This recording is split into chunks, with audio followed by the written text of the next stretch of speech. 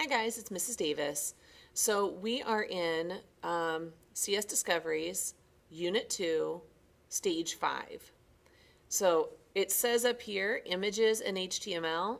We're going to get to images, but before we do that, we need to do just some housekeeping kinds of tags that we need to add into our pages.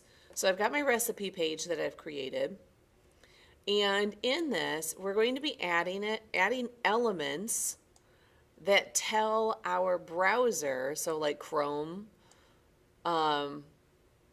what language this whole thing is written in. So in this case, we're adding a doc type and HTML elements.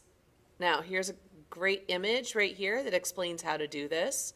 So doc type, HTML, and then everything that we've coded so far goes in between, and then we close our HTML tag. Now, if I'm still not sure totally what I'm doing, I can go over here. What is a doc type and how do I use it? So this explains the whole thing, basically that it is notifying the computer that it is an HTML document so that it will interpret it correctly. Technically, it's not a tag.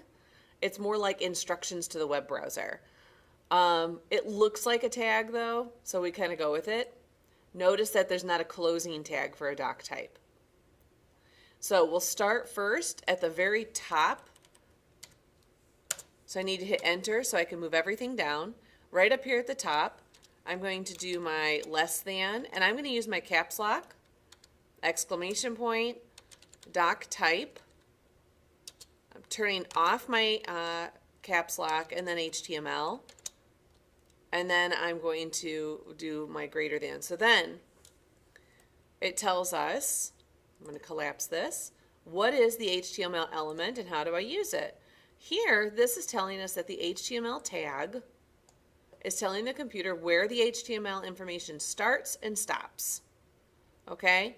Notice that the doc type is outside of the HTML tag. All right? And you can see right here. So I need to go to the end of my doc type. I'm going to hit enter to go to the next line. Less than, HTML, greater than. Now I'm going to go all the way to the bottom of my recipe, the very bottom line, and I'm going to close my HTML tag. And that's it. It doesn't really look any different, but it speaks to the browser differently. So I'm going to go ahead and hit finish.